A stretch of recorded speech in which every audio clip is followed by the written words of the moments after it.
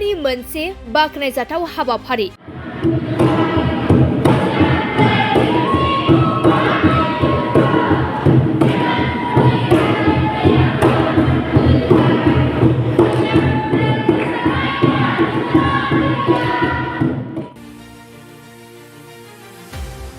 BTR सरकारनि थुनफावथाय आरो सावथुननि बानजायनायाव गफुर रंजालि हारिमु आफादनि हेफाजाबाव 20 साननि थाखाय सोरजि गुदि थुनफावथाय मावबादा फोरोंनाय हाबाफारि लादों।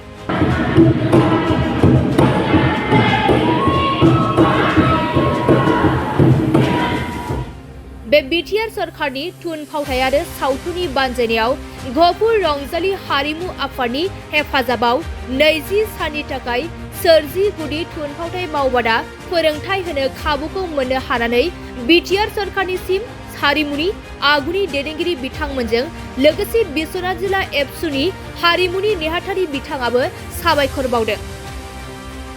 बे खाबुखौ मोननो हानानै बिटिआर सरकारखौ साबायखर बावनायजों लोगोसे गफुर हालामाव बेबायदि मावबादाखौ माब्लाबाबो लानो खाबु मोनाखै होननानैबो फोरमायदों बिथांमोना। आरो बे खाबुखौ मोननो हानाया सनानि सम्पद बायदि होननानैबो बुंदों बिथांमोनहा। बड'लेण्ड बुब्लि खौरां नायगिरि रायजो राजाफोरखौ गिबियावनो बरायबाय। आं दा फैयो बड'लेण्डनि थानाय बिश्वनाथ जिल्लानि दैमाल फरायसा आफादनि मावथिलि बेयावहाय जोंहा साबदा बेयावहाय माखासे हारिमु आयदानिफ्रायहाय बिटिआर सरकारनि बिथोन बायदियै बेयावहाय मावबादा बेखेवदों। बेयावहाय केमेरा पार्सन बिथांखौ नाजानायजों लोगोसे बिथाङा बिदि समनि गेजेराव बे मावबादाखौ दिन्थिनो थाखाय बिथांमोना आखाइ लादों। लोगोसे 10 तारिखनिफ्राय बे मावबादाखौ फोरोंनाय बिथांमोना 20 सानसिम फोरोंगोन होननानै फोरमायनो हादों। आरो आंजों लोगोसे दङ जोंनि बे दैदेनगिरि एबा बेखौ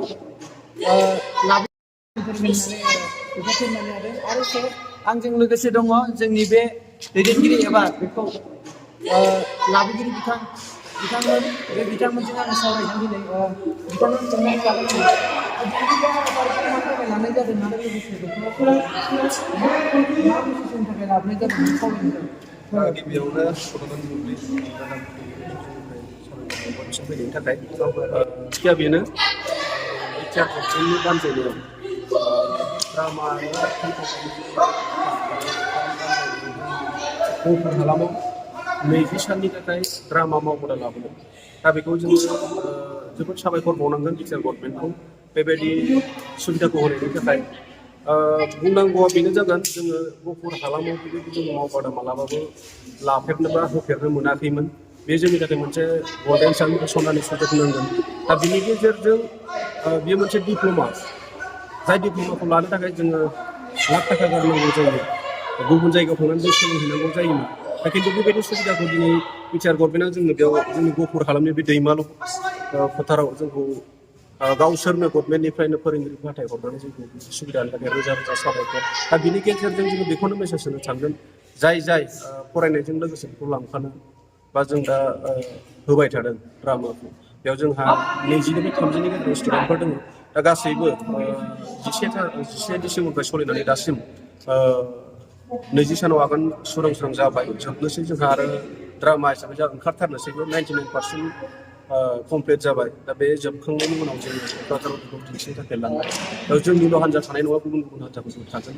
दा बेनि थाखाय जोङो गफुर हालामनि जाय गारजेनफोरा गाव गावनि गथ'फोरखौ नैबे मावबादायाव फाथायहरबाय बेनि थाखाय साफ्रोमबो गारजेनफोरखौ जोङो जोंनि बे बानजाय आफादनिफ्राय रोजा रोजा साबायखर बावहरबाय। गावसोरनि गथ'फोरखौ बिदि थिनहरनायनि थाखाय, सोलोंथाइ लानायनि थाखाय, डिप्ल'माखौ लाहोनायनि थाखाय बेखौ जोङो साबायखर बावनांगौना। बेनो जों बिटिआर गभर्नमेन्टआ जोंनो सुबिदाखौ होनो थाखाय रोजा रोजा आरो खनसेबाव बेजों लोगोसे बेवहाय माबाफोर सार्टिफिकेटफोर बा माबाफोर मोननाय जागोन नामा? आरो बे माबाफोर इयुनाव खामानिफोर होगोन नामा? बेखौ बुंफोरना होदो। जोबोद मोजां सोंथि जा सोंथि सोंदों। 20 साननि जिथु वर्कशप जागोन बेयाव गभर्नमेन्टनिफ्रायनो सार्टिफिकेट हरगोन। बेयो मोनसे जोंनि मोनसे गिदिर एसिभमेन्ट जागोन सोलोंग्राफोरनि थाखाय। आरो बे सार्टिफिकेटखौ लानानै गोबां इयुन समफोराव मोजां सुबिदा जागोन। जेरै जोङो नुयोबा खोनाबाय थायो डिफेन्स लाइन स्पर्टनिया जेरै जोङो इन्टारभिउफोरखौ 5 मार्कसजों जोङो क्लास जाखायो। थिग बेबायदिनो जोंनि नैबे द्रामानि गेजेरजोंबो हारिमुनि सार्टिफिकेट बेजोंबो उनफोराव बे सोलोंसाफोरा गुबुन माबा मोनसे राहाफोर नागिरनो बेयो उननि थाखाय गोबां खामानि होयो।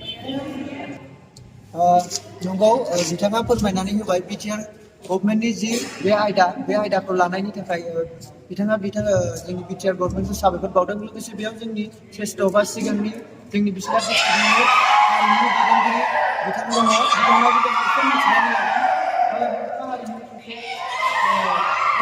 जानानै बिथाङा दा मा फोरमायनो सानो? दा आं जोंनि बर' हारिनि गेजेराव जोंनि हारिमुखौ जाहाथे जौगाहोनो जों हायो आरो हारिमुनि दारै जोङो जाथिखौ सिनायथि होनो थाखाय